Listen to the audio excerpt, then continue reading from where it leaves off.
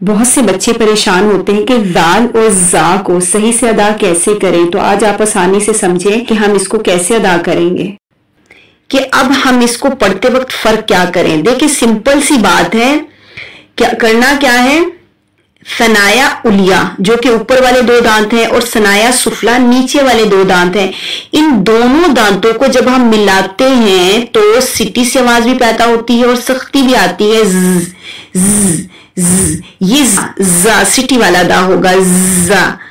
और जैसे ही आप बीच में जुबान रख लेते हैं, मतलब लिसान का नोक वाला हिस्सा, लिसान का नोक वाला हिस्सा जैसे ही आप थोड़ी सा बाहर निकालते हैं, सेंटर में सनाया उलिया और सनाया सुफला के बीच में जुबान आ जाती है, लिसान आ जाती है, तो सिंपल आराम से आपकी जाल अदा होगी। जाल जाल, फिर सख्ती आएगी नहीं, सॉफ्ट हो जाएगा, नरम हो जाएगी, आवाज बिल्कुल नरम हो जाएगी।